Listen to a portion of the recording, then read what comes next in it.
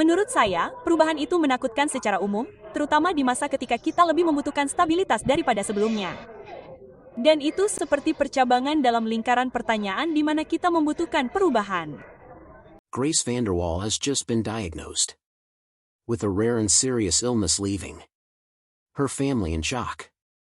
Imagine being young, talented, and admired worldwide, only to have your health take a sudden, frightening turn.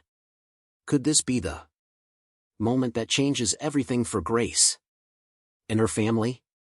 Tune in, because the story we are about to uncover is so heartbreaking that it will make you burst into tears. Finding strength in uncertain times. You know, it's not like Grace's family wasn't used to challenges. Fame doesn't come without its downsides. The spotlight can be pretty unforgiving, especially for someone so young. But a medical diagnosis, that's a completely different ballgame. The family suddenly had to deal with something they couldn't fix with supportive words or a break from the public eye. It was real, tangible, and scary. The kind of thing that makes you question everything. For her, the diagnosis was a cold reminder that not everything in life could be controlled, no matter how talented or beloved she was. Before we explore this further, it's clear that the truth is far more complicated than anyone expected, and this revelation will leave you speechless. When the news first broke, she and her family kept it all close to the chest. I mean, who wouldn't? It's one thing to share your music with the world, but sharing your vulnerabilities, your fears, that's a lot to ask. But as we know, the internet has a way of sniffing things out. And soon enough, the whispers became loud enough that the family had to address it. The details were vague. They didn't know the world a full explanation.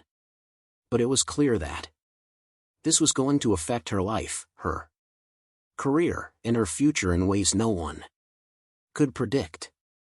I'm very nervous.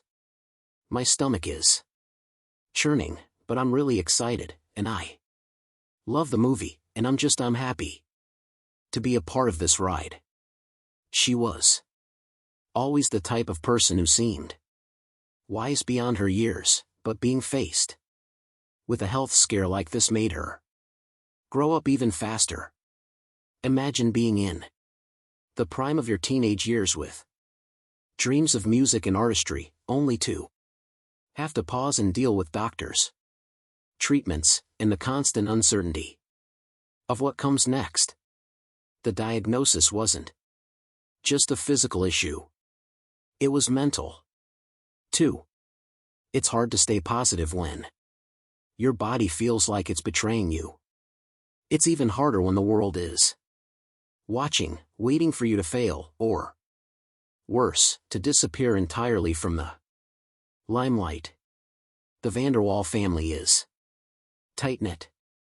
They always have been. Fame didn't change that, though it did complicate things.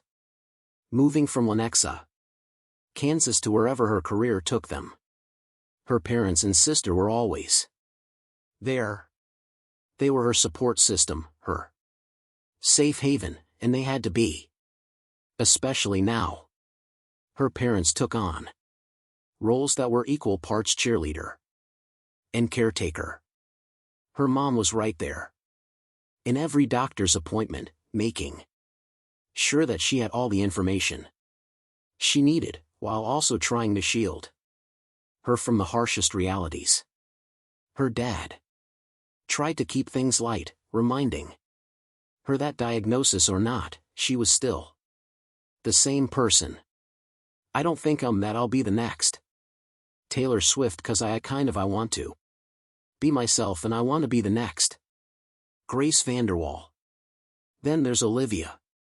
Her older sister, Olivia, was a rock in ways that only a sibling could be.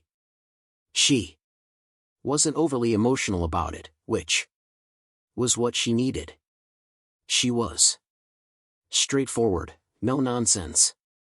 When she felt overwhelmed, Olivia was there to bring her back down to earth, to remind her that she was more than her diagnosis, more than the fame, more than the expectations. They'd stay up late, talking about anything but music or health. Just normal sister stuff like crushes, dumb TikTok trends, and whatever else helped them feel like things were still somewhat normal. Her career, which had been full steam ahead, had to slow down, something that didn't come easily to her. She was used to going 100 m an hour, used to performing, writing, creating. Slowing down felt like a defeat at first. But over time, she began to see it differently. It wasn't about giving up. It was about adapting. She started focusing on what she could do rather than what she couldn't. That meant more time spent writing songs in her room and less time on stage. It meant fewer public appearances, but more genuine connections with the people around her. It meant redefining what success looked like, not by the number of albums sold or awards won, but by how she felt at the end of the day. As she faced her diagnosis, music became more than just her job. It was her way to feel better, to make sense of everything. Music as a refuge in hard times. Music became even more of a lifeline for her.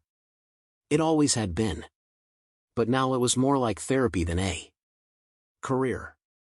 She'd sit with her ukulele for hours, strumming, humming, and just letting whatever emotions she had poured out. Some days it was anger, on other days sadness, and sometimes it was hope. The songs she wrote during this time weren't necessarily meant for an album or for the public. They were just for her, a way to make sense of the chaos that had become her life. It was in these moments that she found a new kind of strength. Not the kind that comes from standing in front of thousands of screaming fans, but the quiet kind that comes from facing yourself, your fears, and your limitations. And I'm still writing, but it's going to be really good. But I think it's going to be better than the first volume. For sure. Her fans, known as the Graceful Fools, were a massive source of support. When word got out about her health, they rallied. Social media was flooded with messages of love, support, and shared stories of resilience.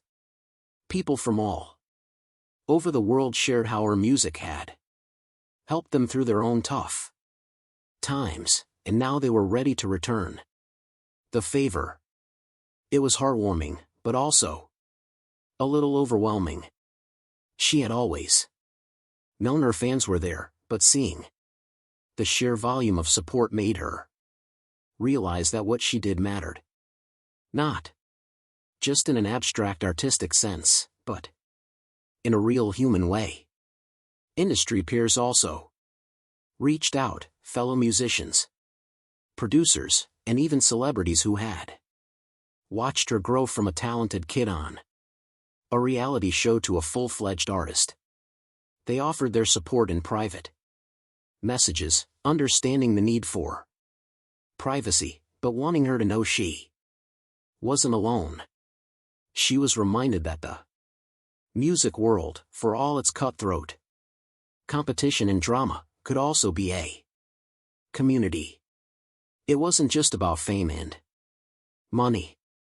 It was about people who understood what it meant to be vulnerable, to put yourself out there. And to face the world, flaws and all. Living with the diagnosis meant that unpredictability became the new normal. There were good days when she felt almost like her old self, full of energy and creativity. And then there were bad days when even getting out of bed felt like a monumental task. The uncertainty was one of the hardest parts. Never knowing what tomorrow would bring for someone like her who thrived on setting goals and chasing them down. The inability to plan her future was a bitter pill to swallow. But it was also a lesson in patience, in taking things one day at a time, in finding joy in the little victories. Her family's role in helping her navigate this new reality cannot be overstated. They weren't just there for the big moments like doctor visits or important career decisions. They were there for the little things, too. Making her laugh when she felt down, helping her with chores when she didn't have the energy, and just being present. They learned as a family to celebrate the small wins. A day without pain, a new song written, a moment of genuine laughter. These became the markers of success. She also turned to mindfulness and meditation.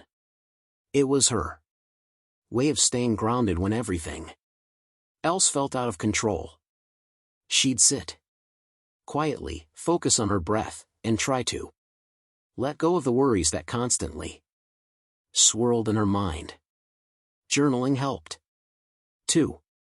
She'd write down her thoughts, her fears, her hopes. It wasn't about creating something perfect. It was about getting the thoughts out of her head and onto paper where they felt more manageable. These practices didn't solve everything, but they helped her find moments of peace, moments where she could just be. Not the famous singer, not the girl with the diagnosis, just herself. The VanderWaal family's path through this diagnosis was a testament to their resilience. It wasn't just about Grace facing her fears. It was about all of them as a unit adapting and growing together. Her parents learned to let go a little, to trust that she could handle more than they sometimes gave her credit for. Olivia learned to be both a sister and a friend, to support her without letting the diagnosis define their relationship. And Grace, she learned that vulnerability wasn't a weakness. It was, in fact, one of her greatest strengths. With each song, Grace began to find her way again while her family and fans stood by her, redefining success after the diagnosis. As she looks to the future, she does so with a new perspective. The dreams are still there. The music, the albums, the performances, but they're tempered with a sense of balance. She's learned that it's okay to say no, to put her health first, to take a break when she needs one. Fame is fleeting, but her well-being, her family, and her sense of self are what truly matter. And if that means the path takes a little longer, that's okay. She's in it for the long haul, not for the quick wins. Her story isn't just about a young girl facing a health crisis. It's about resilience, about finding light in the darkest of times, about understanding that life doesn't always go according to plan, and that's okay. I think that change is scary in general, especially in a time where we need stability more than ever. It's about family, about the people who stand by you when things get tough, who remind you of who you were when you forget. And it's about music, the universal language. That has always been her way of making sense of the world. A language that continues to help her heal, grow, and connect. Through all of this, she has remained an inspiration. Not because she's perfect or because she has all the answers, but because she doesn't. She's figuring it out as she goes, just like the rest of us. She's learning to be okay with uncertainty, to find beauty in imperfection, and to keep moving forward, even when the path is unclear. And that's a lesson we could all stand to learn.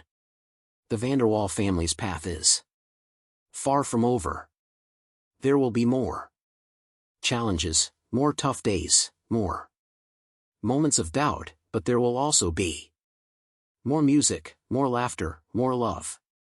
They faced one of the hardest things a family can face, and they've done it together with grace, no pun intended, and with a determination that is nothing short of inspiring.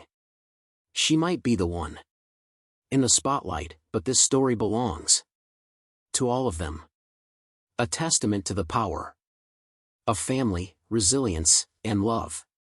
The days turned into weeks and weeks into months as her diagnosis became an ever-present aspect of their daily lives. For a family that had always thrived on spontaneity and in anything is possible mindset, the shift to a structured, routine-based life was a challenge. Every doctor's appointment, every treatment session was scheduled, planned, and followed by days of rest and recuperation. It felt almost mechanical at times, a stark contrast to the dynamic, fast-paced life they were all used to. But her health came first. And this was the new reality they had to embrace.